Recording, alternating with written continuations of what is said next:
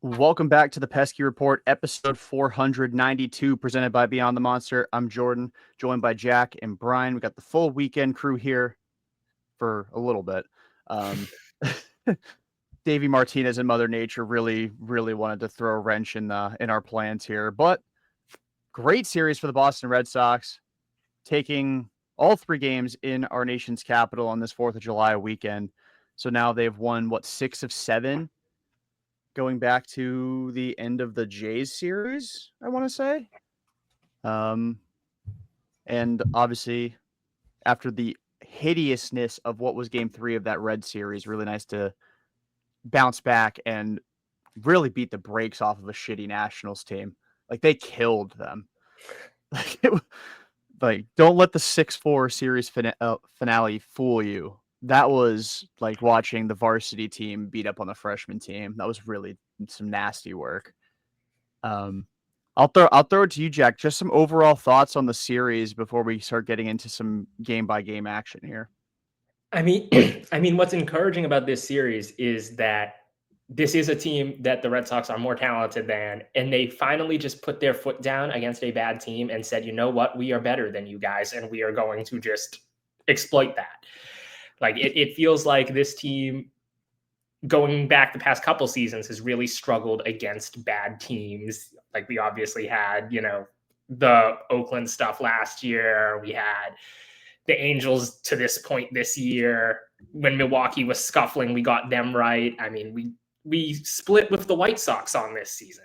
So it's like this team does not want to win the games they should generally.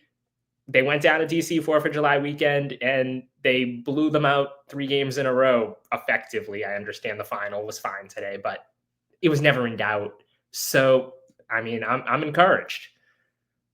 Yeah, big series for this team, going into now what looks like another kind of gimme series with the Colorado Rockies. I don't want to say that too loud before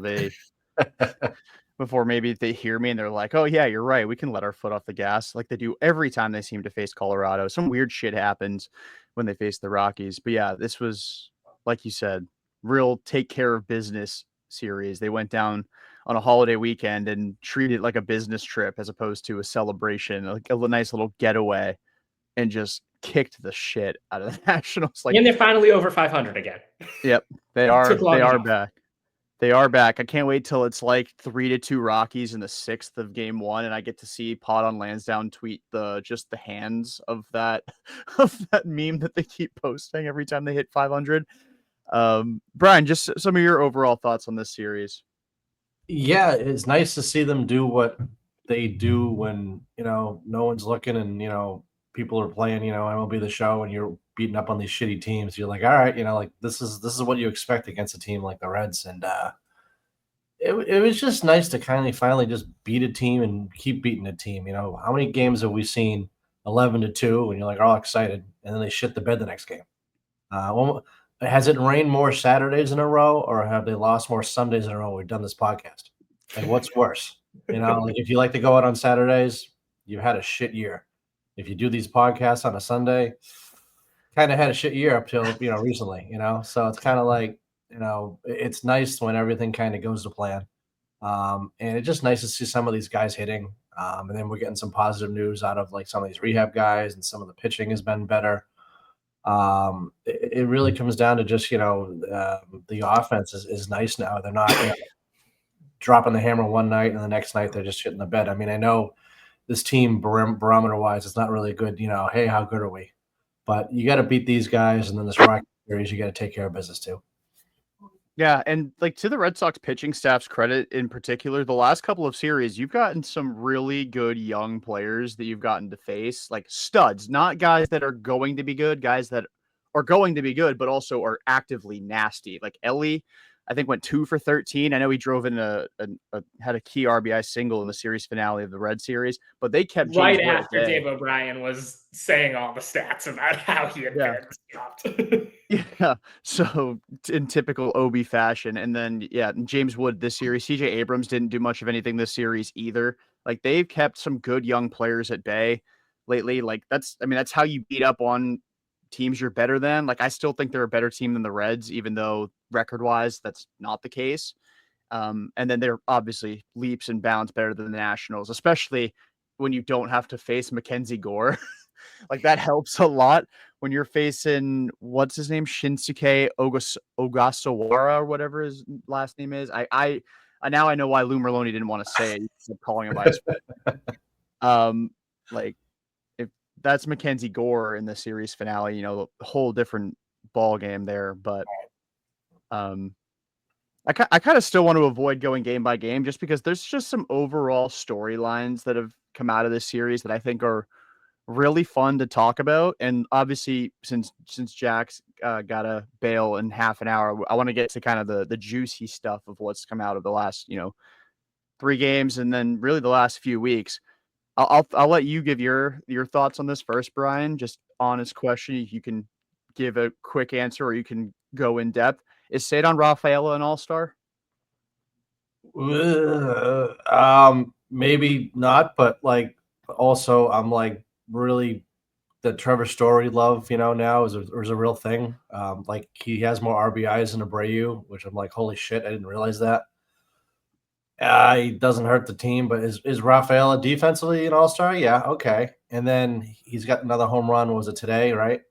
And He's yesterday. getting there. He's getting there. He's a kind of what do we say early on? Abreu's the guy to get dealt. Okay, then it's like, well, Rafael's the guy. We're just gonna be a super utility guy. Well, now Rafael is kind of taking that out of people's mouth too. So is he an all-star? Not yet, but I think when he came up and people were like, well, he's about 30% or 50% of a player Mookie Betts is. I don't know if it's that either. He's somewhere in the middle. He's an awesome defensive player, and then he just has he gets hot with the offense. Not like hot and cold like Jackie Bradley maybe, but I don't think he's hurting you. And I'd love to have him as my center fielder for long term. And I'm glad they get him on a contract now. Yeah, it's kind of crazy. And I'll put my hand up here because I also have really ragged on Ceddanne over the last, 18 months, just the kind of player he is. Yeah. But I'm just gonna throw this out there right now. Like I joked, or I didn't really joke about it, but like I tweeted back when Ceddanne first came up, an overlay of his and Mookie's swing, and people were like, "How dare you compare him to the great one that is Mookie Betts?" And like I wasn't comparing him. They just have similar swings. This year, Ceddanne's having a pretty significantly better season than Mookie Betts is. Yeah. Obviously Mookie's on the wrong side of 30, had the virus in March that like killed him, and then right before the season started. But Ceddanne's got a 107 WRC plus. This is including today's game, 2.9 wins above replacement, which I was telling Jack before we started recording. That's top 20 in Major League Baseball among position players. How much is the defense? Do you have the breakdown? It's pretty comfortably. Like defense is kind of carrying it a bit. Like, I mean, he's only a slightly above average hitter, but he's an all-world defender, and like that's really kind of carrying the wins above replacement. But I mean, if you're gonna put Javi Baez as the starting center fielder in the damn All-Star game, I don't see how you can look at Ceddanne Rafaela and not say that he's a reserve. And like, I mean, that's partially on the fans who voted Javi, probably as a joke back in like May when he was ridiculous. But like, I think he's got a really strong case, and the Red Sox bring a lot of eyeballs. Having more Red Sox players there is never necessarily a bad thing for the sport. Jack, what are your thoughts on Ceddanne as an all-star potentially? We'll find out in a couple hours. Yeah, I think in a sport that valued in terms of like the casual fans, that sort of thing, which I understand this is now player voting, manager voting, that's how the reserves are decided. I still think it trends towards offense when deciding all-stars. And like, I think that's where you're going to see guys. And also like a guy like Byron Buxton, who should be starting the All-Star game, is like a clear lock for an outfield slot. Then you get into like name value guys like a J-Rod, who probably doesn't necessarily deserve it, but like he's a star, that sort of thing. Like there's a lot of outfielders. So, and I think it would be a thing where like if the Red Sox were in first place right now, and like it would be like those years where like Jackie, I think made an all-star team or two because the Red Sox are really good and with the defense and that sort of thing. It was like, yeah, I mean, Jackie deserves it. Being a fourth place team, I don't know if they're going to justify a guy who's a decent hitter, great defensive player. I mean, Crochet's a lock, Chapman's a lock. I think the interesting thing could be Narvaez, just because I don't know how many catchers they're going to put. And like Raleigh is obviously starting and Kirk is probably the backup. If they do 3 catchers, though, I could totally see Narvaez sneak in there as the third catcher. But I lean towards no, but that isn't to say he doesn't deserve it. I just don't think it's going to happen. Yeah, I think it's so tough because I feel like last year, like there was so much momentum around Duran making it, and this year, like Ceddanne, it's kind of like a bat out of hell with him. Like nobody really talked about it. He was kind of like quietly doing damage for like 2 or 3, maybe even 4 weeks, but because the Red Sox were losing, all the attention was on why are they losing and not on like, oh, while they're losing, Ceddanne's gone crazy. He's hitting like 350 the last 2 weeks. But like since the end of May, he's hitting 275 with an 834 OPS. That's not counting today, and 1.7 wins above replacement. I will be sick to my stomach if J-Rod makes the All-Star team over Ceddanne, because Ceddanne's just straight up having a better offensive season than him too. Like it's not even just a matter of grifting wins above replacement because he's a better defender. He's a better hitter than J-Rod this year. And we've already seen J-Rod make one All-Star team that he shouldn't have. What was that, the year they were in Seattle? I think it was 2023 or 2022. There was a year that they were in Seattle and J-Rod was bad in the first half. And they're like, he's got to be there. Yeah, I probably lean towards no on him getting selected. Maybe if there's some injuries, he'll be like a late reserve addition to the mix. But hand up, I got to eat shit on my Ceddanne stuff because that guy's a dog. He's done everything except walk that you would want him to do this year. He's hitting for more power. He's pulling the ball in the air more in general. He's not striking out as much. He is swinging less, not a ton less, but he is swinging less. And and again, his defense has gone to even another level, playing center field every single day. His base running way better than it was in 2024. I say that acknowledging he got picked off today. And then, yeah, like I said, the offense has just been leaps and bounds better in 2025. Like even hot Ceddanne of 2024 doesn't hold a candle to what he's been the last 6 weeks. So far this season, he's been ridiculous. And that was the vibe around him in spring training. It looks different, feels different. And that's how it's been playing out in front of our eyes the last, 5-6 weeks.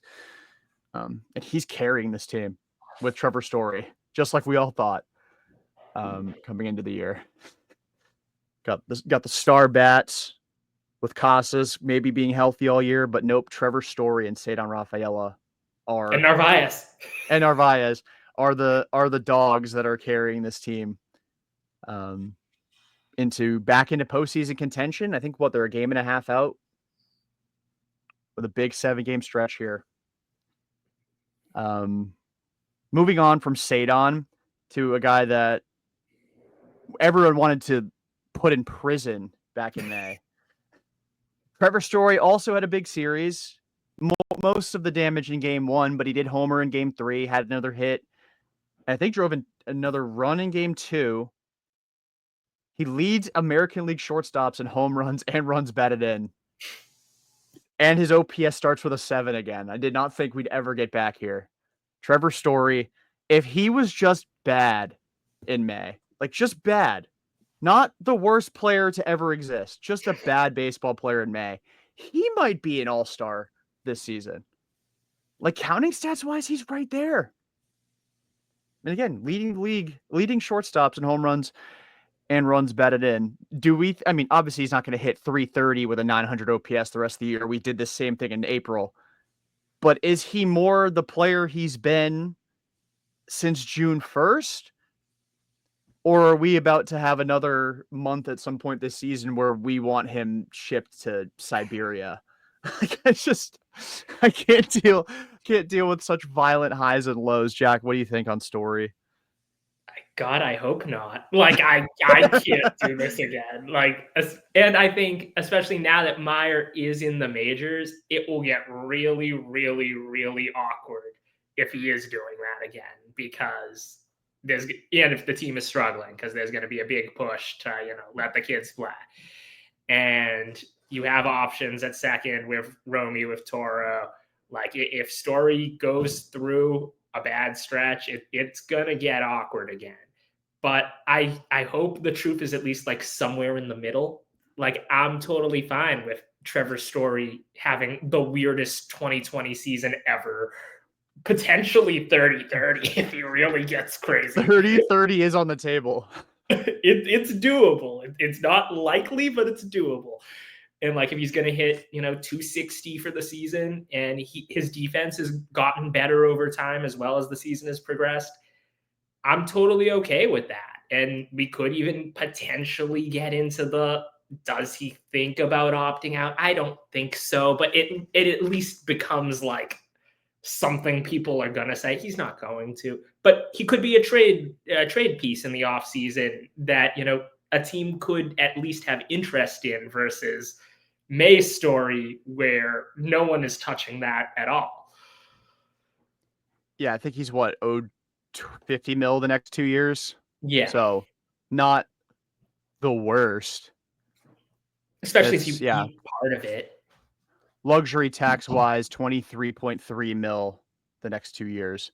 So that's not an immovable contract, especially at 33 and 34. Like, 34 is kind of where guys' careers start to kind of die a bit. I mean, a team like the Braves are probably going to lose Ozzy Albies in the offseason. Not an awful replacement there. I mean, Story's just, like, the strikeouts are always going to be there for him, but he is hitting the shit out of the baseball. All year he's been doing it too. I mean, like, maybe not so much in May, but like, hard hit rate of 47.4%. That is the best mark of his entire MLB career. That is crazy. Launch angle wise is about where you want it to be, 14 degrees. Barrel rate of 10.3%. That's the second highest it's been in Boston. 2022 was the highest, and fourth highest mark of his career. Where are you sitting right now when it comes to Trevor Story, Brian? Are you still kind of expecting the injury to come? Are you like, or is it less of expecting? When May was it less expecting, more hoping? Now that where are we at? Now that he's doing something, this is when he would get hurt. That's a very Red Sox thing to do. They'd be like, oh, great, I'm not going to talk shit about him anymore. But I think he'll do the Rafael Devers team first thing and move to second, hopefully. And and then you got Meyer at shortstop or whatever. Meyer plays shortstop this year. They figured it out in the offseason, but is there anybody coming up second base wise? I know Campbell was kind of in the dream for a little bit, but I'm just kind of looking forward, which of course, which is ridiculous because we had a great series. Why do that? It's not like there's going to be a big trade tomorrow and we're going to have to redo a whole podcast or anything. But Campbell first base next year, we're looking at maybe Casas. We don't know. Can Story just play second base if he does this the rest of his next couple of years? I'm okay with that. Yeah. If he gets hot and cold, see, the thing is, he's carrying the team now. But imagine if he was doing this with a healthy Bregman, with Yoshida. Like, then that lineup is just, you can give up 3 or 4 runs a game and you don't really give a shit because you're gonna probably score 6 if those guys are doing what they're supposed to be doing. It's really amazing that those guys are doing what they're doing. Then we got these platoon things with Romy and Toro's kind of working out. And, we don't see a lot of Hamilton, which I think is cool. I'm perfectly fine with that. Yeah. So, and then it's just funny. Then, I know we're not doing game by game, but, Buehler didn't completely shit himself because he had some run support, which was awesome. I was at the Reds game when Crochet pitched last time, and he kind of pitches to the game where it's like he got a bunch of run support, but he gave a bunch of runs, but it was like, okay. And today it was kind of like, all right, well, I got a bunch of run support. I'm going to let it go. I get up a run, I get up another run. Doesn't matter. But it's kind of all coming together right now. And I'm just really excited to see what a healthy Bregman's going to do. What healthy Yoshida's going to do. And then I think another big story, which, I mean, we've been talking about it. Giolito is that dude now. He's that 3 guy. He's that 2 guy or whatever. We got Crochet and we got Bayo and we got Giolito. And that's kind of working right now. A 4 and 5, it happens. We got a bunch of different guys who can give you 4 or 5 innings, and we can figure it out. But I think I heard on the radio today that 3 of the guys in the bullpen hadn't pitched since like Wednesday or something crazy, which was awesome. I remember 2 weeks ago, 3 weeks ago, when we were like, all right, everyone everybody looks like Weiser, when Weiser's arm, I thought it was going to fall off today. It was just like, give the guy a rest. But if you get a rested bullpen, this team gets really, really good. Yeah. Giolito has become a dog. Like, I'm prepared to declare him as 4-letter word. I need to see him. I need to see him pitch against a good lineup again before I can officially say what that 4-letter word is. But he is definitely 4-letter word at the moment. He's been really good. I mean, ever since, what was it? The start, like, they figured something out after that start against the Angels with his arm angle. They raised it a couple of degrees, and since then he's just been stupid. Like, it's ridiculous how good he's been. 2 earned runs or fewer in every single start of his last 6. I think his ERA, they keep showing it every time somebody talks about him. It's like 0.8. Like, he's not striking out a million dudes like Sale was, but like, as far as run prevention, it's like right there with 2018 Chris Sale as far as like consistency going deep into games and just not allowing runs. And I know Jack is like the most vindicated human being maybe on the planet as it pertains to Giolito, but you can take your victory lap. He was dominant again. Yeah, I mean, I was not super freaked out by the early starts, as we've gone through a million times. And yeah, I mean, he's been good. I think it's interesting that, granted, he was facing the Nationals, who are clearly a bad baseball team.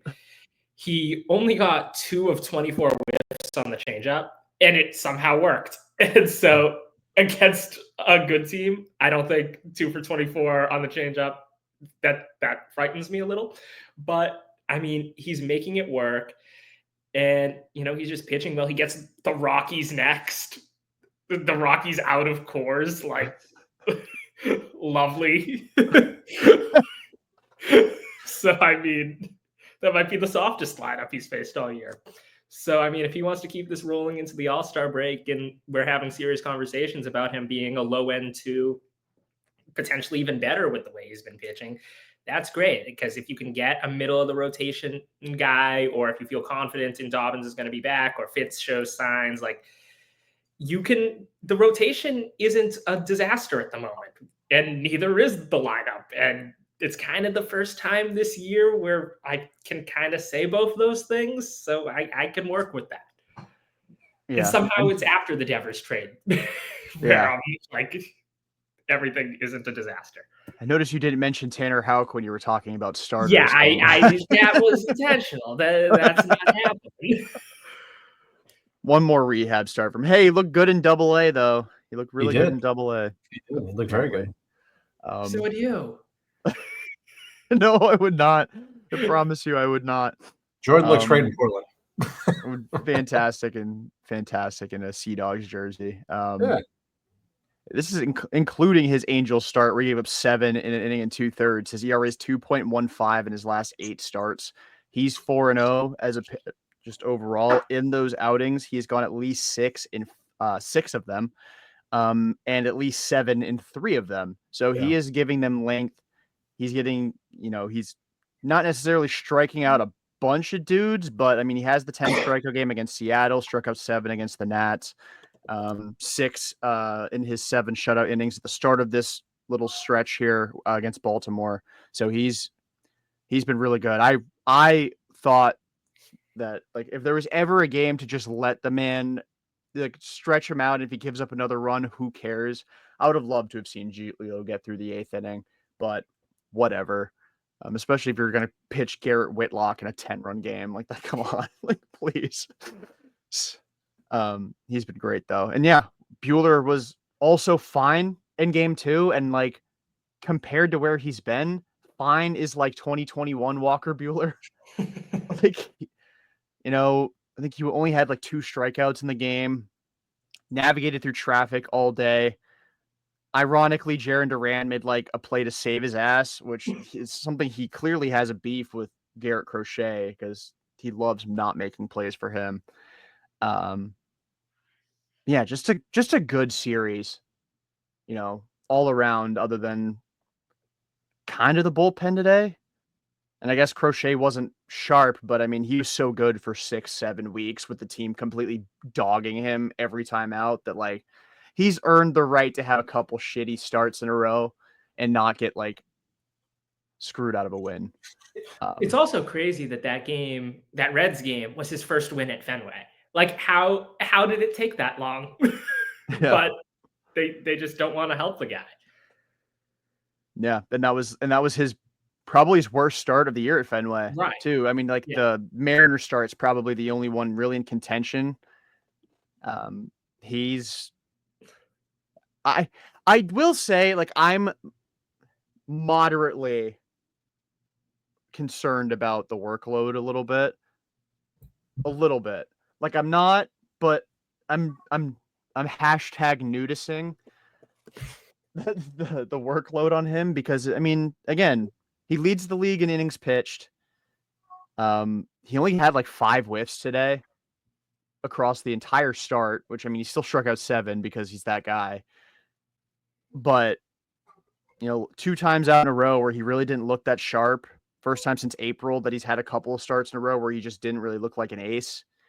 To be honest, I would push his last start just to the series finale against Tampa Bay. I think he's slated to start game 2 of it.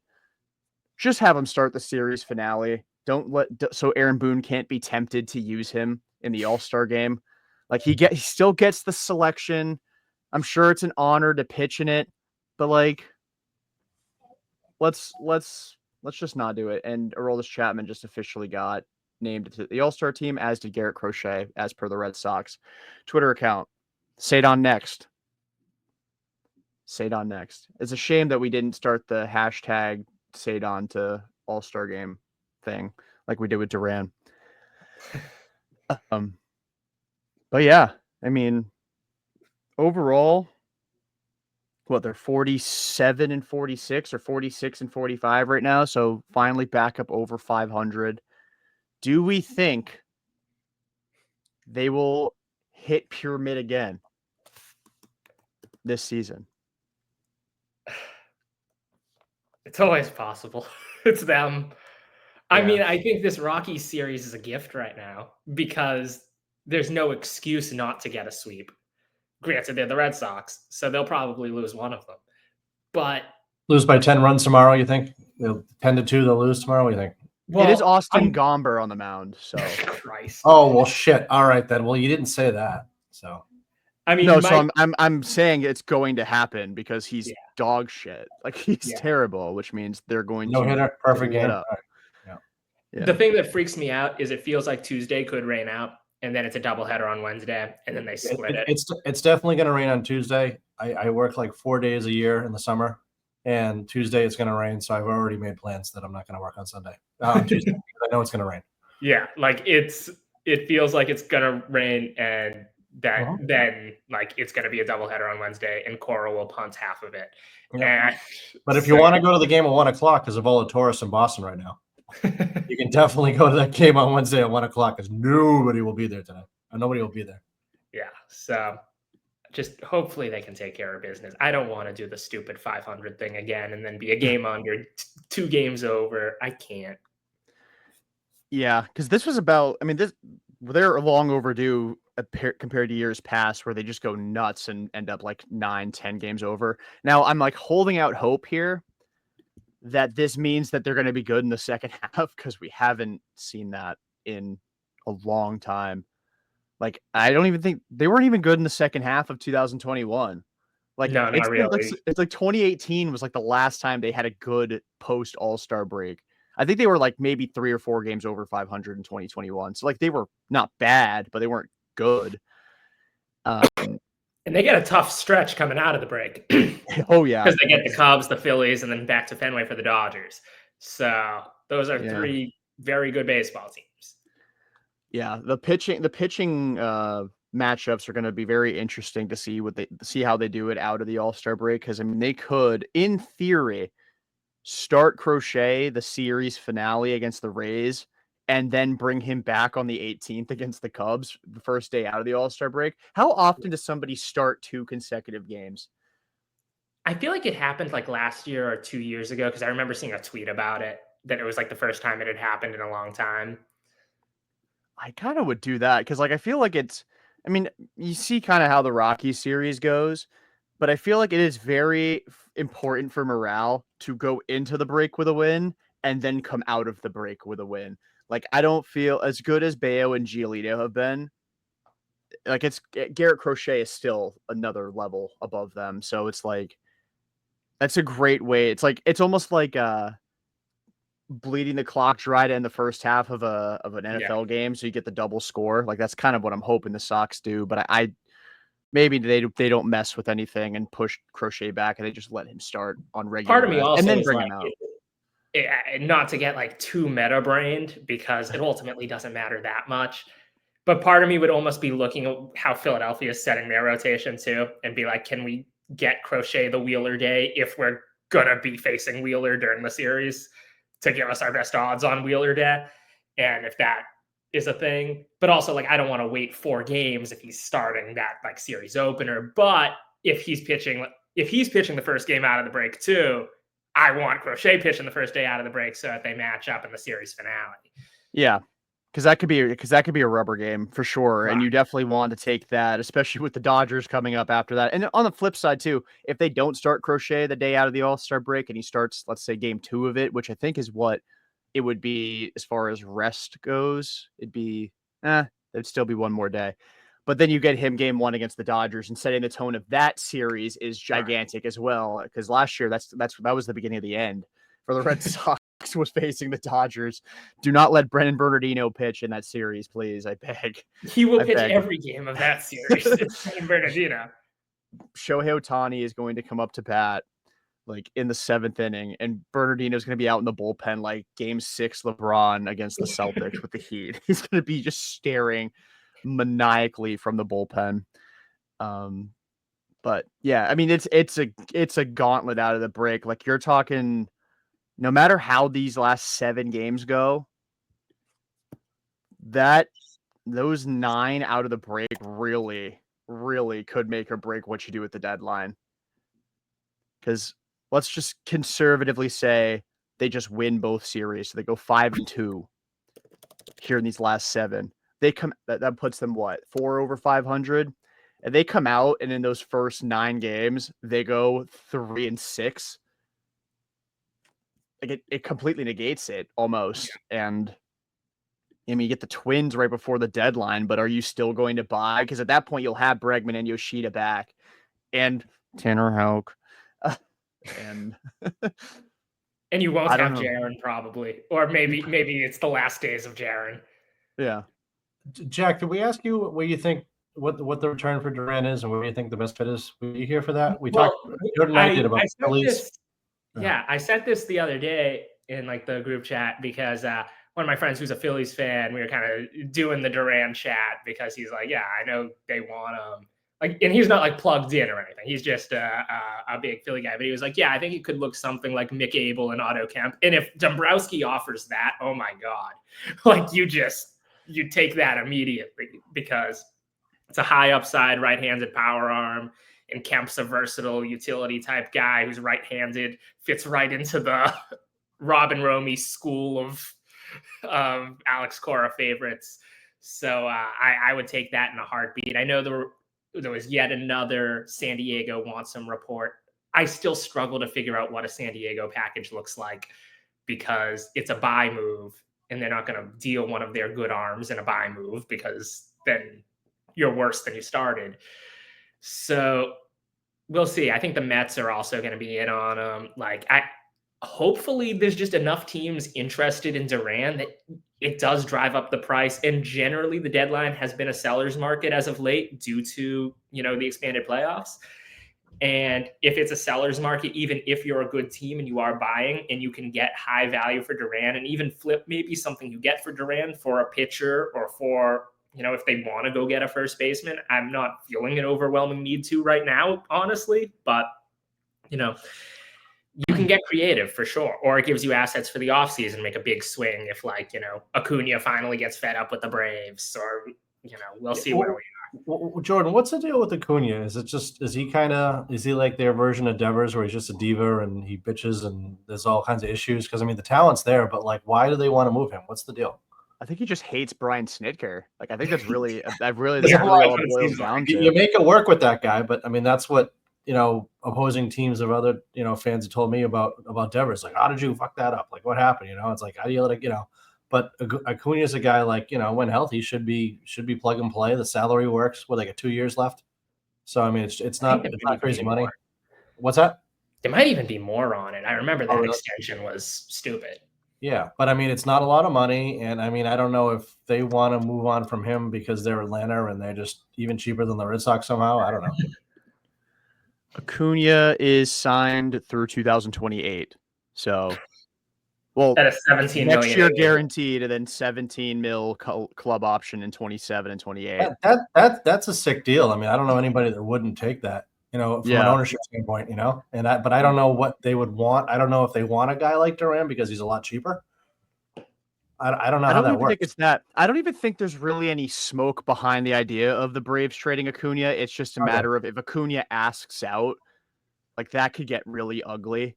And I don't know if they just do that. If you do that, then I'm wondering how we make it all work. I mean, obviously the talent's there, but the whole problem is like we've already got too many guys, and we just got through, the last couple million podcasts, talking about how all these guys are, my favorites and my preciouses, and I can't let any of them go except for, the guy with the tennis racket. I mean, it's like I love to have Acuna too. He's right-handed. He's at Fenway. I grew up in the '80s. He's going to hit 700 home runs in one season. I mean, that's what I read in every newspaper. He might, but like, I want a pitcher. I'm stupid. I want run prevention. I want, I think, like I said, Bregman and Yoshida with the current lineup, I think scoring runs isn't a problem. But I want to go to a playoff game and a game that Zach isn't pitching. I want to be more than 80% confident that they're going to win instead of like, well, hopefully Giolito doesn't turn to Cinderella. Hopefully Bayo is like the nice Bayo, not the I'm going to try and strike people out because I think I'm Pedro Bayo and then walk the bases loaded and give up one dribbling error and then he just loses his shit and the game is over. Yeah. I don't think the Braves are actually going to ever let that Acuna thing boil into because at the end of the day, Acuna is getting fucked the next 3 years, regardless salary wise. That's going to follow him no matter what. I mean, I guess maybe he could try and negotiate an extension where his option years become a little bit more player friendly, but no team is going to be willing to do that. Because I think he's also signed through his age 30 season. So like no team's going to be like, sure, we'll throw you a bone so we can get you when you're 34. Like that's probably not going to happen. And as far as, I don't know. I'm curious because like I keep trying to rack my brain around how the Red Sox can sell guys like Chapman and Duran and like still compete this year. And I sometimes feel like we're looking in the wrong places for like where to send them. I mean, it's not our job to send them anywhere. Like it's much more fun to like make the mock trades of, trading Duran and Abreu to San Diego and getting Tatis. It's so much more fun to trade Duran to the Phillies to get, Andrew Painter than it would be to trade him to like, I don't know. I keep trying to throw in like bubble teams, which is maybe not the smartest thing for the Red Sox to do, but a team that's not firmly in playoff contention might be more willing to give you a player that could help you this year.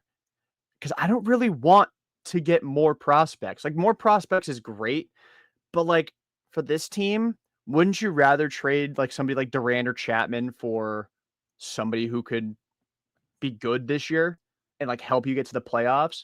like that's kind of how you would buy and sell at the same time. You're selling major leaguers. Yeah, and getting them I back. don't think I wouldn't sell it all right now. I mean, with Chapman, the way he's pitching, if you get into the playoffs, that's a weapon very few teams have.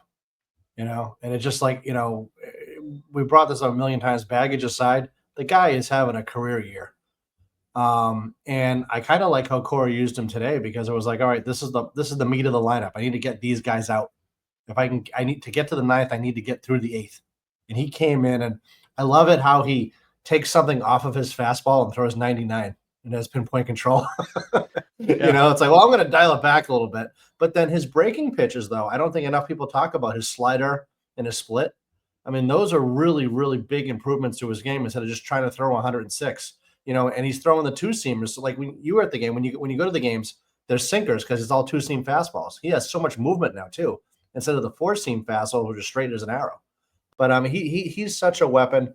I really hope Hicks can figure it out, because I mean the velocity's there, but like until we get Slayton back, there's still that little gap. I mean, Whitlock has these things, but I love an eighth inning guy, and Weissert, the poor guy. I mean, his arm is just, I don't know. I mean, he must still lead the league in appearances, or he's right there. Yeah, I think he's tied for second. I think there's one guy in the league that has more, but he leads the American League in appearances still. Yeah, and to your point on Chapman, literally the best ERA of his career right now at 1.25. Like how sick he was with Cincinnati as far as run prevention. This is the best season of his MLB career, and he's 37. 13.25 Ks per nine is like a down year for him, but he's not walking anybody. Like this is the best year walks wise of his MLB career. He has been a revelation. And like as many people want to point to like, oh, well, Bailey didn't really get anything out of Walker Buehler. I mean, to this point, he hasn't. Tanner Houck was great for half a year, but then regressed. Cutter Crawford didn't really have that leap with Andrew Bailey. Bayo, same kind of thing. Like he's not great. He's fine, but he's not special. Like, why does he get no credit for how great Aroldis Chapman's been? Like, I know starters are sexier than relievers. Also, by the way, Alex Bregman just got named to the All-Star team as well. So the Red Sox do have at least 3 All-Stars, which is good because he will probably come back before the break and he'll get to play in the All-Star game. So sick. Awesome.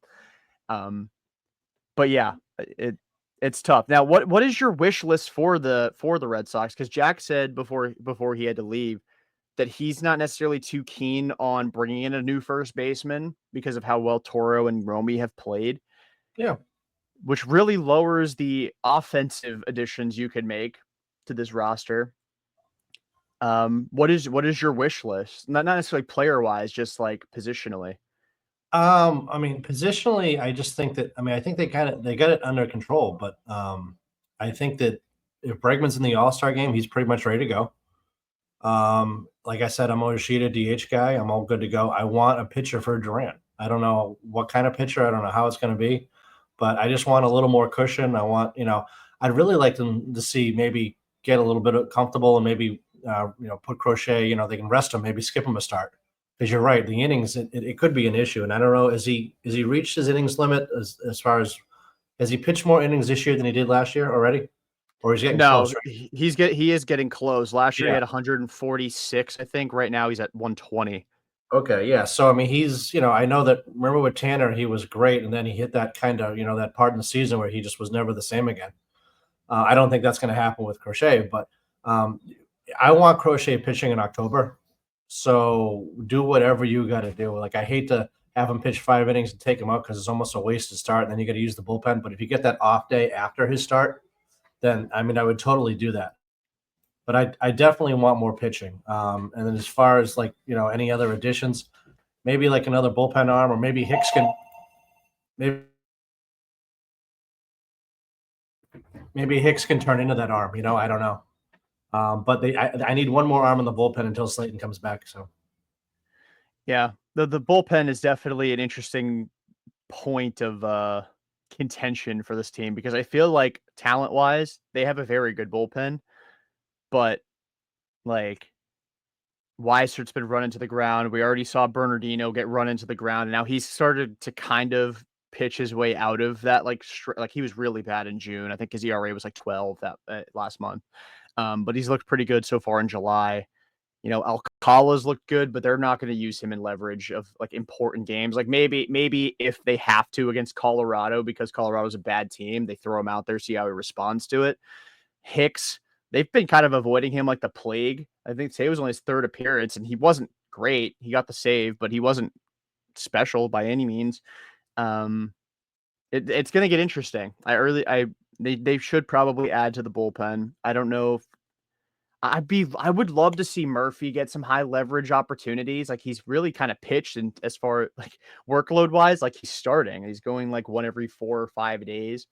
Because he looked great against Cincinnati. Like that was probably the best I've seen Chris Murphy since 2023, since he was like red hot that year. And then they definitely should look to add another starter, and maybe Tanner Houck's that reliever. Like maybe that's kind of the key to get him some more whiffs, is just go out there, air it out for an inning or two, and then sit down, and we'll figure it out in 2026. And that's how he gets back here. I don't see him being a starter when he comes back next year. I think there's too many guys that have kind of jumped him in the talent pool and on the the 1 through 5. And I think he has kind of a shelf life, and I think that I don't know what's wrong with him now, but for whatever reason, he's not getting the swing and miss. And maybe the bullpen will do that, but also too, if he can't find the plate, you don't want him coming out of the bullpen either. So you're gonna have to figure that one out. But I think long term, I mean, if they can put him in the bullpen, I think it would take a lot more pressure off him. I think he kind of lightning in a bottle that year, when he was the man, and then he hit the innings limit, and he's kind of never been the same. And I hate to say it, but I don't know if it's mental now with him, where he just kind of doubts himself. But a guy with that arm angle, especially if he doesn't have to face lefties, because that was kind of always the thing that really gave him a hard time, because he couldn't get the split over. The lefties just sat on him. But he can come in, pitch an 8th inning, and if you're right, if he's only going to throw 1 inning, he can just air it out. And that 93, 94 turns into 97, 98, which he is capable of doing. He has done. That's such a weapon out of the bullpen. And then keep in mind, too, in the playoffs, your number 4 and 5 starter are basically long relief guys, or, relief guys in general. So they can throw a lot harder, too. That's why it's so important to have that number 3 guy, that Giolito or that Bayo with Crochet. And if you don't have that, you're kind of like, well, we have to win game 1 because we might win game 2, but we're probably definitely going to lose game 3. But if you got 3, if you have 1 stud and 2 number 2As or 3s, that's night and day right there. Yeah, my main thing, like as far as what I need the Red Sox to add at the deadline, is another starting pitcher. Like I just need them to get, and not like some like Band-Aid type of shit like they did last year with Paxton. Like just go out, and you don't have to get the best starter available like you did this past winter getting Crochet. But like if Freddie Peralta can be traded for, like I know they're far apart on extension talks, like that's the kind of guy, because he's gonna come over with a massive chip on his shoulder. He's going to come and ball out because he's playing for a new contract, playing for a new team, and he wants to shove it right down the throat of the Milwaukee Brewers. So the guy like that. I mean, Sonny Gray's been really good for St. Louis, and I know he's got a poor track record in the AL East, but maybe that was just a Yankees thing. Larry Rothschild did lose his job after all, so it's not like he had a laundry list of success stories, and Sonny Gray is the exception. And then you got like a team like Arizona way out of it. If you want to go and get Josh Naylor, so you address first base, and then also get Zach Gallen, who's an expiring contract, or Merrill Kelly. I just need them to get that starting pitcher. That's like first and foremost for me. And maybe you can get that guy for Duran. Maybe it's not going to cost you Stinson Garcia or Mikey Romero or Miguel Blaze. Maybe it's Duran and somebody down in Double-A or Single-A that's kind of a dartboard shot. If a team's really high on him, that's a big reason why I like a team like maybe the Angels for Jarren Duran, because if they want to offload Yusei Kikuchi, I think Kikuchi could be that legitimate number 3 starter. That's my guy. That's my guy. That is my guy. I will die on the hill of Yusei Kikuchi being a good pitcher. I wanted him in the offseason very badly. And right now, what's his ERA? He pitched today. No, he didn't. Never mind. But his ERA is 2.81 this season. Wow. Yeah. He's been really good for them. Edward Cabrera has been pitching his ass off for the Marlins. I don't necessarily want to trade Duran for Edward Cabrera, but Cabrera's been really good. For Miami. Duran's the guy, though. Duran's the guy you move. I like that Arizona deal, just because like Gallen's kind of like having like a shit year, and he's going to be a free agent. I know that the pipe dream of any Red Sox fan is get him here. We'll convince him how awesome it is, and then and then they'll fuck you in the offseason. But he comes here, he has some success. That'd be great, and that'd be and then if you can sign him, that'd be a really nice addition into the rotation because not even a couple of years ago he was out of his mind. He was great. Yeah, and Zach Gallen has a track record of pitching in the postseason. I know he didn't necessarily have the greatest stretch of Right. pitching in the 2023 playoffs, but he did take a no-hitter into the 7th inning of what ended up being the final game of the 2023 World Series. So he's not like we talk about certain guys when it comes to the playoffs, like Bayo. Like we watch Bayo pitch and we're like, that's a guy that will light it up in the playoffs. But we have no idea if he actually will. Like he could suck. Like Nate Eovaldi, the way he pitched in 2018 down the stretch, nobody would have thought he was going to be a dog in the playoffs. You can't really predict the unknown. Like I remember the 2019 Nationals, they had Strasburg and Scherzer, but Scherzer wasn't great in the playoffs, but Anibal Sanchez was a fucking dog for them. Patrick Corbin was a dog for them. And like, it's just the playoffs are a different beast. And getting a guy like Zach Gallen, who's at least been there, you can kind of like, he maybe will be a little bit, a little bit more even keeled about it. Whereas if you go and get a guy who's never done it, that could be a mess. And he's good. Like he's been bad this year, but he's good. Like he's a good pitcher. Are you selling yourself on him, or are you? No. He's no, good. I'm just saying. Good. No, really, he's good. Eric Gagne will help this team. He will be the missing piece. No, it's kind of funny because Gagne was another dude who wore the fucking specs on the mound.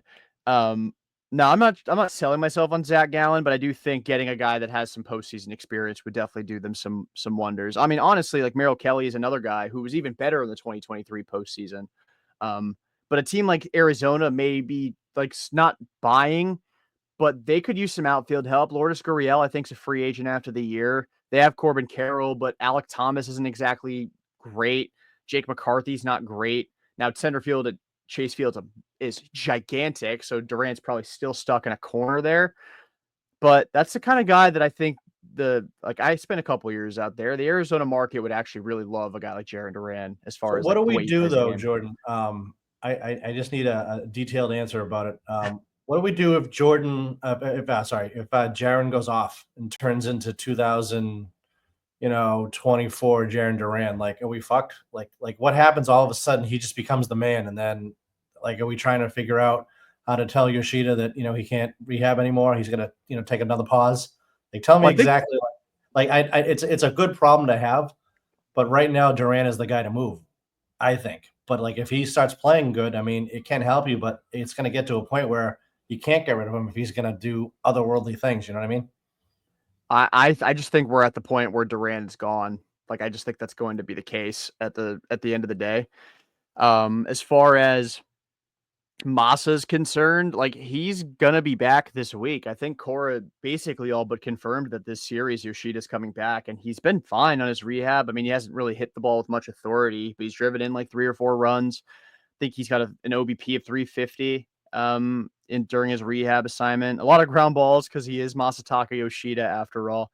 But they need more adults in the room. Like that was kind of the thing the last couple years. And it's like these young guys are playing well enough now where they're winning and gaining confidence, but now adding those established guys like Bregman and Yoshida almost feels like adding at the deadline to a degree. I don't think I think we're at the point where no matter how Duran does, his days in Boston are numbered. Or I mean, I would hate for them to get emotional and keep Duran if that's their plan right now is to trade him and trade Abreu instead. I know Romans looked good in right field, but like it's a team control thing at this point. Like you get 4 more years of Willier, 3 years of Duran. Abreu's much younger, a better defender, more power, pulls the ball in the air with authority, has a cannon for an arm. Like it just, I get maybe unless a team gives you the Godfather offer for Willier, I still feel like it's got to be Jarren. And no matter how he does, I mean, if you actually kind of hope he gets hot, because then maybe a team will be like, oh, we're getting him at the right time. We'll give a little bit more to get him. Yeah. What's more surprising for you? That the Yankees have fallen apart and are a complete fucking mess right now, or that Toronto kind of figured it out? Is it too much of a non-answer to say both kind of equally? I'd Well, say because probably more I watched Toronto. I watched the Red Sox, and I've got the fantasy team and the podcast league, but I don't really watch every single major league team. And I'm like, oh, okay, all right, the Yankees were pretty good, and and I'm like, holy shit, I was totally oblivious to this Toronto resurgence and what they've been doing. And does it make things more wide open for the Red Sox now because the Yankees have shit the bed, or is it just more of a mess and now it's more confusing to figure out how to get into the wild card? I mean, I think it's good that the Yankees aren't this juggernaut, but I mean, didn't they do this a couple of years ago where they all of a sudden, I mean, they kind of recovered, but it didn't work out for the Yankees as far as right now, and I have no problem if they keep going further and further down. They do this every June. Like they're actually maybe one of the worst teams ever when it comes to the month of June. So I think to really answer your question, I'm more shocked about Toronto, but like I'm looking at them right now. Their run differential this year is plus 12. They are more games above 500 than their run differential. Their expected win-loss is 46 and 44. That is half game better than the Red Sox current record. And this is in part because they are, it looks like, the second best home team in baseball, third best. As far as wins are concerned, they're second best in the American League behind the Astros. The Astros are 32 and 14. The Jays are 32 and 16 at home. That is nuts. They're only 20 and 22 on the road.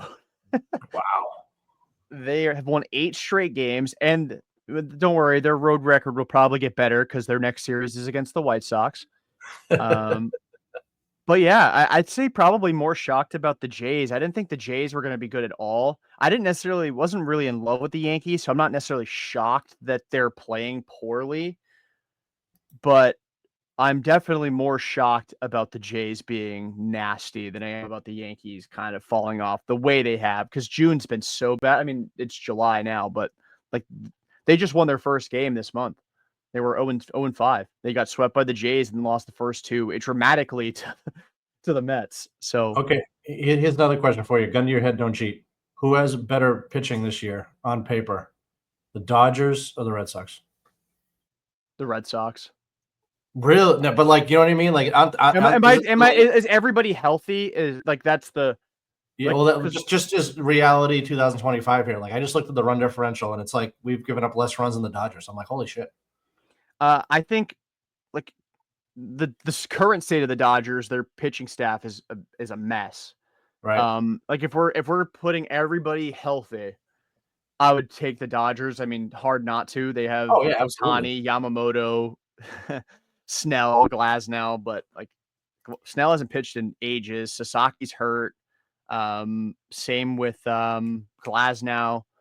Kershaw is okay, but very much not Clayton Kershaw anymore. Right. Yeah. I think I would take the current state of affairs, the Red Sox pitching staff over the Dodgers. Isn't that wild? With like, It is wild. I mean, going into the offseason, Dodgers, oh geez, everybody, how many guys did they get when like other teams were in the running and then they got the guy, Yeah. So it's kind of crazy because we all freaked out when they signed Tanner Scott because the Red Sox were in on him. And oh my God, we overreacted. Chapman has been so much better than Tanner Scott. Yeah. Can you imagine if the Dodgers got Chapman and we got Tanner Scott? Yeah. I mean, like, Scott's been good, but like not that good. No, but Chapman's been reliever of the year material. Right. I'm amazed that Hader won AL reliever of the year for June, by the way. Chapman didn't allow a single run last month. I don't think like even unearned runs. I'm pretty sure Chapman just straight up nobody scored against him. No. I'm going to verify that real quick so I'm not a liar. In June, he allowed 1 unearned run on June 9th. So that must have been extra innings. Because he did allow a hit.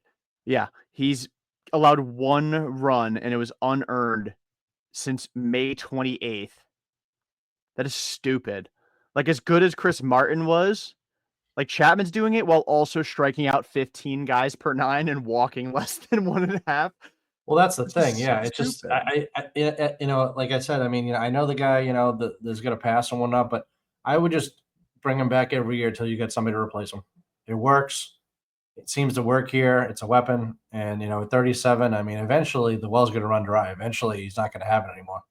Run him out as much as you can, and then just kind of go from there. Because I love having a guy who, it's a ninth inning and you don't have to worry about it. Now, I mean, I know it is Chapman, and I mean, tomorrow he could lose it and the walks go back up to 15%. That could totally happen. We've seen it multiple times in his career.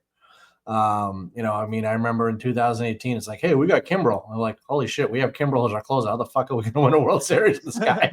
I mean, the closes are very volatile. I remember when Papelbon was the man, and then all of a sudden it was like, well, he throws 4 fastballs because there's 4 parts of the strike zone, and if he throws 94, he can still get no. I want gas. I want 100. I want I want to strike these guys out. But yeah, he's awesome to watch. But getting back to the standings, but. Do you feel things are kind of more wide open right now with kind of how everything's going on in the AL East? Like, is it kind of like the Red Sox? It's like, okay, you got the shit out of the way. We're over 500. Now get your shit together, and wild card is right there for us. That's how I feel. Yeah, I think so. Like, now that it's not the Yankees leading the division, because I think there's a little bit of respect that goes into it when it's the Yankees. It's like, yeah, we won't catch the Yankees. But it's the Blue Jays, and I know the Blue Jays seem to always beat the shit out of the Sox now. Like, it makes no sense. No matter how good both teams are or bad both teams are, the Red Sox never beat the Blue Jays. But knowing that it's not the Yankees leading the division, I'm like, 6.5 games on a team that is plus 12 in run differential doesn't seem like a lot. Right. Now, they only have one more series against them this year, so it's going to have to be they're going to have to get a lot of help at the same time. But as far as tradable assets, the Red Sox have the most, probably still in the sport, to trade for whatever they want. The Jays, I can't say that for unless they want to trade from their major league roster. And I think that, like, they're not going to trade Addison Barger. Barger's been fantastic for them. They're not going to trade him for an ace. The Red Sox could trade pretty much anybody short of the big three and still get Freddie Peralta if they want him. They want to trade you Stinson Garcia, Franklin Arias, and David Sandlin for Freddie Peralta. The Brewers probably say yes to that, or at least it's a conversation starter. I don't think the Jays really have that unless they want to trade Tiedemann, but I don't think they want to do that either. I still give I'm giving the backhanded compliment, but I love how inept the Baltimore Orioles ownership in front offices, because they had a plethora of talent and they just completely screwed themselves. And I don't think they'll ever get back to, they got some good offense, but like there's no pitching there. They made no moves. Like, I was worried about them last year. I'm like, oh shit, we got to face Baltimore next year, but then they didn't do anything. And now they're another thing we just don't have to worry about. And literally it's like you get them, you've got Tampa, and then you've kind of got, the Yankees. And then now we're looking up at the Jays, I guess you could say. But like, you're right. I don't feel like, oh, wow, it's the Toronto Blue Jays. Like, oh, geez, there's some fucking juggernaut. But I still get a chuckle out of like the Tigers. I'm like, they're real, huh? Like, they're a good team. Like Houston, I always expect them to be good just because they're Houston. Even if they have a shit year, like they can turn it around, they can get hot in the playoffs. But like the Tigers, I'm like, oh, wow. But then they're in the Central, so it's not really a problem. But the East, I'm just like, this is it. Like, let's go for it. Like if you make a couple moves, I think you're going to be fine. Yeah, the AL East is like the only division in the American League that's not really settled. I mean, like right now, like I think pitching wise, Seattle has enough to maybe get back in the division race. But like the AL Central is already over. Yeah. Like 13.5 game lead the Tigers have on Minnesota, and all 4 of those teams should be selling. Oh, maybe not the White Sox because they don't have anything to sell. But like Minnesota, like the Royals got to be trading Seth Lugo, got to be trading Michael Wacha, got to be. I mean, if somebody gives off the hero offer for Cole Reagans, you got to probably consider that too. Although I don't even know how Reagans is doing this year. Like I feel like I haven't heard about him at all. Maybe that's just because the Royals have been terrible. Let me see how Reagans is doing. Oh, he's got a rotator cuff strain, so that explains a lot. And he's got a 5.18 ERA this year. So, but I mean, the Royals called up Jack Caglianone. He's been terrible for them as well. Because the majors is hard. Like I don't know. Like the Royals got to be selling. The Twins have got to be selling. The Guardians have just completely. They've lost 10 straight. Like they were 40-38. They have lost 10 in a row. They're 15.5 back in the division. Like the Red Sox should be going, like, get me Emmanuel Clase. You want Jarren Duran for Clase? He'd be a good setup, man. I mean, if they're gonna the thought of having both Clase and Chapman is like stupid. Like go from 100-mile-an-hour cutters to a 100-mile-an-hour sinker. Like good fucking luck. But yeah, like I look, and even if it was Baltimore in first, if it was Baltimore, New York, Tampa, Boston, Toronto, like I'd have the same kind of fear in the Jays, or not in the Jays, in the Orioles as I do the Yankees, just because of recent track record. But Toronto, like they've already played 48 games at home, so they're only 2 games over 500 against teams above 500. Yeah.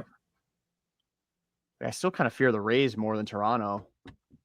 Yeah, I mean, I think their organizations run a lot better because they basically don't spend any money at all. And their talent acquisition, as far as minor league and their drafting is amazing. But it still just blows my mind what happened in Baltimore. They sucked so long for so bad. Finally had some good talent, and they just didn't get any pitching at all. Like I understand maybe the free agents or the agents are like, "Oh, it's a bad place to pitch," but if they just got like a couple studs, if they had like 2 decent guys, I know it's Baltimore, and yeah, they haven't won in a while, but with the amount of guys that were free agents and the amount of money that was around, they could have figured something out.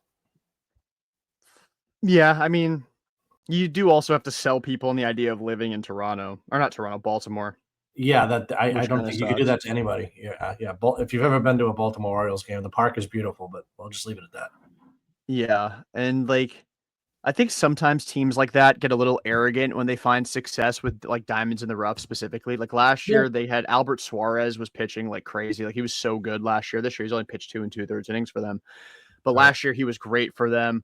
And then you're like, you get a little too ahead of yourself when it comes to certain guys. Like I think Charlie Morton, like you're like, oh, we can get him for 1 year. Like he's always going to strike guys out. Like he's he's got like a rubber arm now that he's in his 70s. So he's like Tomoyuki Sugano. Maybe he doesn't strike a lot of guys out, but he's always been good at preventing runs in Japan. But like then you forget it's a dead ball era there.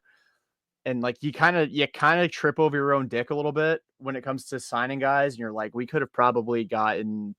I mean, again, you have to sell somebody like Corbin Burns on staying. Like Corbin Burns spent last year in Baltimore. He knows what it's like living there. You have to sell him on sticking around.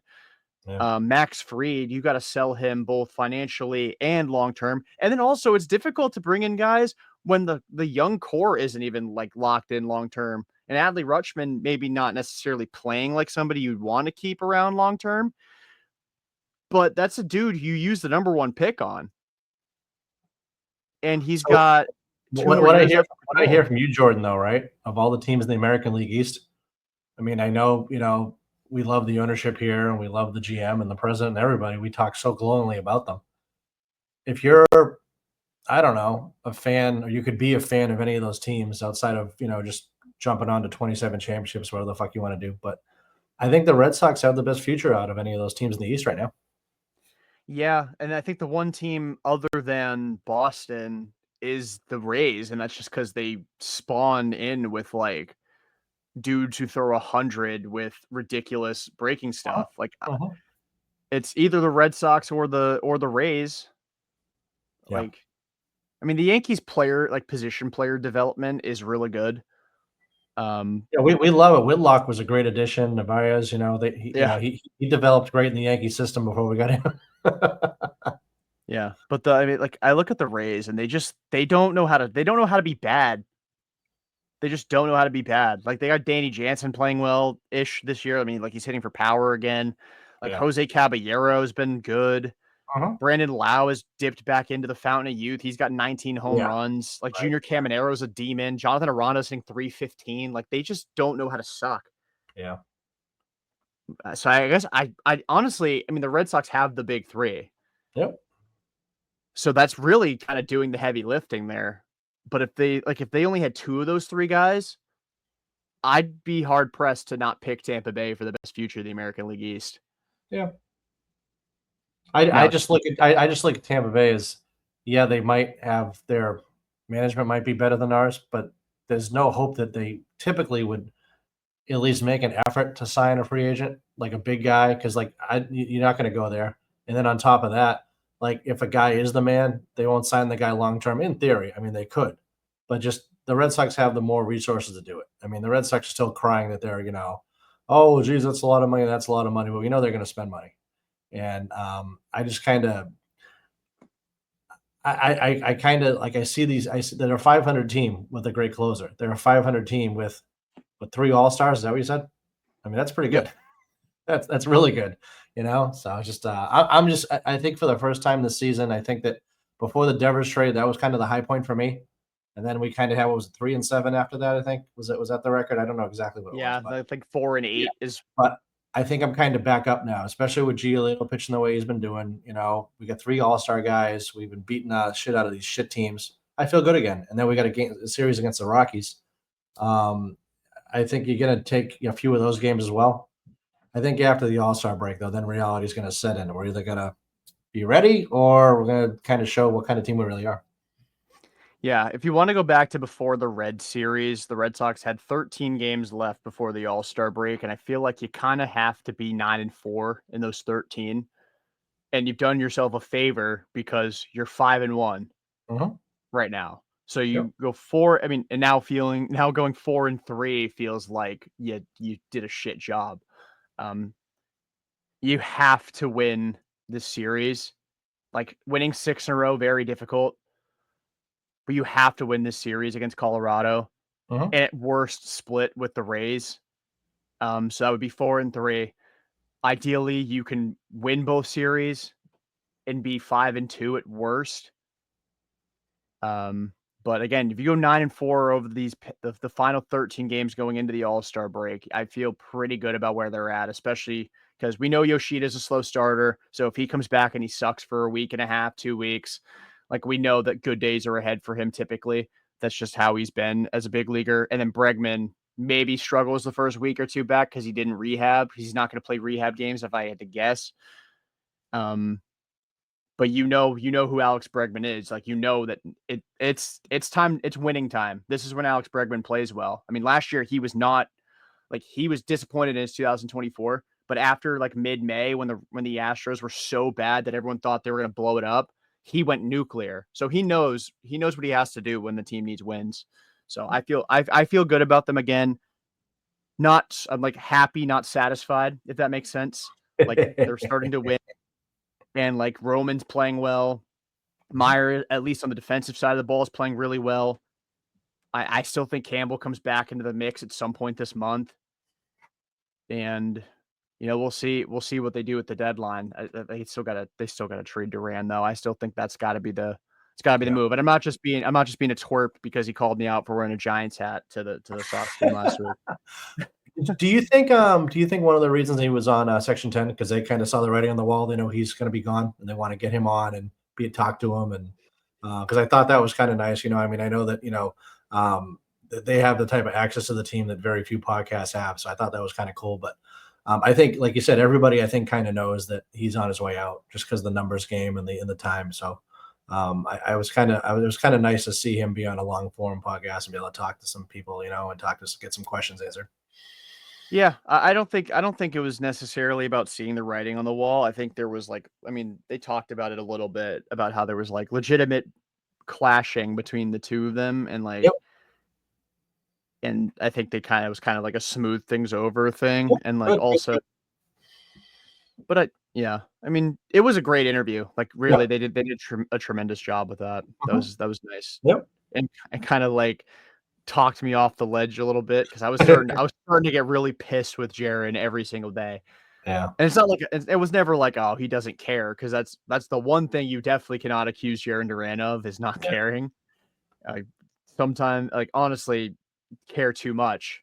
Well, I think it's frustrating because we saw last year we're like, this guy is, oh my God, like they still flash the stats up at Fenway. He's like the first guy to have, or the fastest guy to have something like triples, doubles, whatever. There was some like ridiculous stat. It was like him, like in like one of those Wee Willie Keeler guys from like the 1800s. It was some stupid stat that he put up, and I'm like, oh my God. Even my dad was like, holy shit, like that's amazing. I forget exactly what it was, but it was something just like that no one had ever done like in 100 years. And it's just amazing that we saw him play last year. I just wish that he was like that every year, but I know that's completely unrealistic because last year he had an amazing year. Yeah. He like makes history, it feels like, every like other week. Because he did in this series too. Like, he hit a triple. He was I think it's him, Jim Rice, and Nomar are like the only three to do 10 homers and 10 triples in consecutive years in Red Sox history, or like in the last 100 years. Like, it's so funny because Duran's like not having a very good year. And I know he admitted it on Section 10. Like, he knows his numbers are worse, but he's still a very fun player to watch when he's right. And like, there's been some signs that he's like getting there, at least offensively. Defensively, he's still kind of a mess out there. Like, it'd be great. And like, again, I hope Jared understands like where fans are coming from. Like, my desire to trade him is less about him and more about, I think Willier is it just makes way too much sense to keep him. And no, like, Ceddanne, the way he's playing, the way he defends, you can't get rid of him. You just can't do it. And you have to make room for Roman Anthony. Now, if they didn't have Yoshida coming back, which I think, like, then you just move Duran to DH and you just let him hit. And you could still do that. I mean, maybe Yoshida gets lost on the way to Fenway again and can't find the park, and he just wants to be an Instagram star. I don't know. I mean, it is possible. Or fashion model. Massa was doing some first base reps in Worcester too. Yeah, that's hilarious. That was pretty funny. Yeah, but I don't know. I mean, it's a kind of problem that these shitty teams wish they had. We've got a lot of really good players, and we just need to make it work.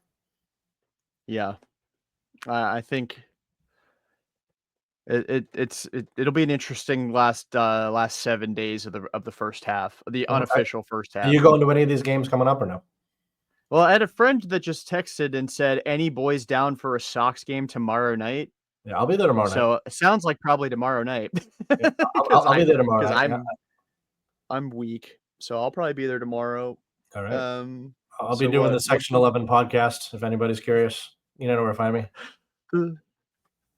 The Section 11 podcast.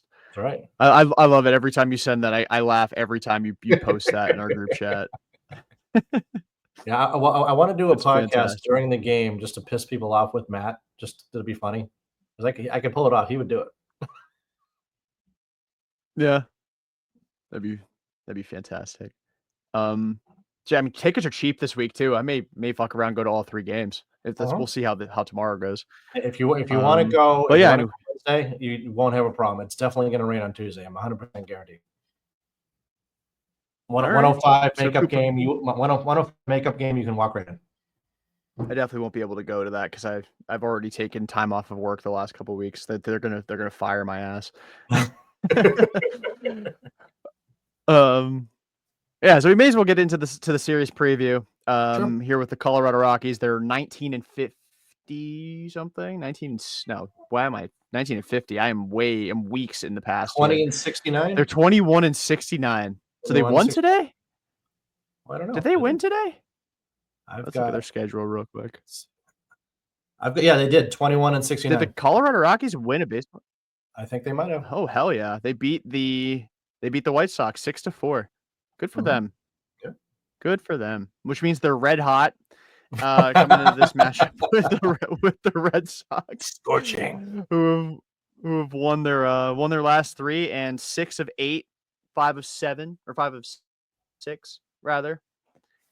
Game 1, we got Richard Fitz on the mound against Austin Gomber. Fitz coming off the first time in his major league career that he gets to put his head on the pillow and know his team won. Actually, it took him 2 days to actually do that because the game was resumed the next day. But coming off the first game that he started that they've won, going against Austin Gomber, who came over to Colorado in the Nolan Arenado trade, which has worked out just so horribly for the Rockies. Game 2, Tuesday, probably Wednesday afternoon. Brian Bayo going up against Kyle Freeland, who I remember took a no-hitter into like the 9th inning one start, like as a rookie, and he's just been atrocious ever since then. And then game 3 of the series, you got And then game 3 of the series, 7:10 p.m. on Wednesday.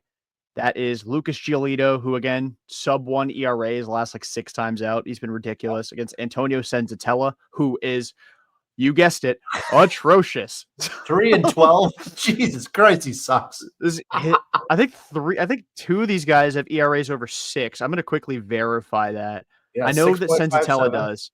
5.59 for Freeland, and then Gomber is 5.49. Yeah. So, yeah. So, in other words, the Red Sox are either going to keep bringing belt to ass or they're going to be embarrassingly shut down in these 3 games. Now, I will add that the Red Sox, I closed out the page like an idiot. What's the Red Sox are a much better team at home this year than they have been in years past. It's become a lot harder to play at Fenway for opponents. The 5 Red games Sox over 500. are 25-20 at home. So should bode well for them this series. And yeah, and a couple of one shitty lefty, 2 shitty lefties going back-to-back games. So Trevor Story's OPS may continue to be on the rise. Let's go, baby. Brian, how do you think this series will go? Oh, sweep, of course. Sunday wins are a new thing for me, so I have this optimism that I just haven't had all season. So, yeah, sweep. They're definitely sweeping. Now, realistically, they'll win 2 out of 3. But I mean, I want the sweep. I'm greedy. I want all these wins. I want money in the bank. So when we face these fucking hard teams, it's not like, I'm still embarrassed at the age that I'm at that if they win or lose a baseball game, it affects my happiness for the entire day. It does.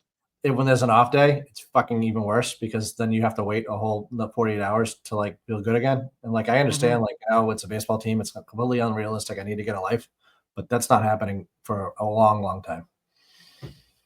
I feel you there. This has been my whole life since I was a little kid. I turned 25 at the end of the month. For God's sake. Yeah. It's gonna be my Mike Lowell year. Quarter century. Quarter century. Jack gave his prediction in our chat before he left. He said official prediction is a sweep. God forbid this team wins 6 in a row. That's right. So we got 2 sweeps, 2 predictions for a sweep. I'm not gonna let us be the Fox panel. I will say 2 out of 3. Okay. I say that with like softly 2 out of 3. Like, which one's the loss? Where's the loss? Which one? The loss is going to be the series finale, and it's not because Giolito sucks. It's because the worst pitcher they face all series has like a coming to Jesus moment and throws like 7 shutty, and it's just embarrassing. That's because that's how the Red Sox would blow a 5-game winning streak, is in that fashion. But so to avoid us being the Fox panel of us all predicting sweeps for them to inevitably lose 2 of 3. I will throw a loss into the ring. It'll be game 3 of the series. Okay. Similar to the Red series. Sure. But let's get greedy. Let's win 6 in a row going into the Rays series, and would be 8 of 9 going into that Rays series. So they'd be riding pretty high. And if you sweep, the Rays next series is at Detroit. Right. There's a strong chance that you could leapfrog the Rays going into the All-Star break. So let's take care of business here. Let's stop fucking around. Let's take them out to the woodshed, beat the daylights out of them, and walk away from this series 4 games over 500, and hopefully never back in a position where one loss puts my teeth gets me on edge for the rest of eternity. I'm tired of walking this 500 line. Let's get serious now. And my prediction also is Yoshida makes his debut in game 3 of the series because it's the first righty they face. Okay, I like that. And Bregman debuts in the Rays series.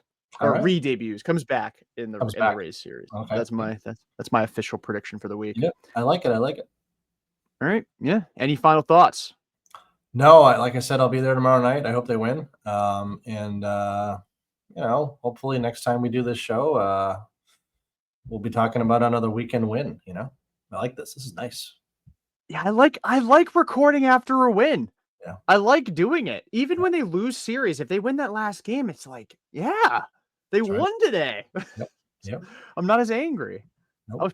I was pissed after the Red series. Right. Recording. Because those are the Reds too. You're like, really? Come on, we lost these guys? God damn it. Yeah. especially in that fashion too, up 3-0 in the 7th. I don't want to get mad. I don't want to get mad. I don't want to get mad. My final thought is got to experience Nationals Park for the first time in my life. That was cool. Nice ballpark. Would have probably been more fun if the Nats were, or more fun as far as like ballpark atmosphere if the Nats were good. It was nice to have a runaway and hide game because even that red start with Crochet, like they scored 7, but then the tying run came up in the 5th inning for the Reds, and I'm like, I got to stress again. Yep. But yeah, no, good ballpark. Got to cross off ballpark number 7 off my list. So we got 23 more to go. I'm not going to see the A's until they move to Vegas. I'm just not wasting my time going to Sacramento. But yeah, that'll do it for this edition of the Pesky Report. Again, episode 492. If you want to like, follow, subscribe, leave a review, leave a rating wherever you are consuming this podcast, whether it be YouTube, Apple Podcasts, Spotify, wherever. Let us know how you feel about us. Follow us on Twitter at The Pesky Report. And until next time, for everybody here, peace out and go Sox.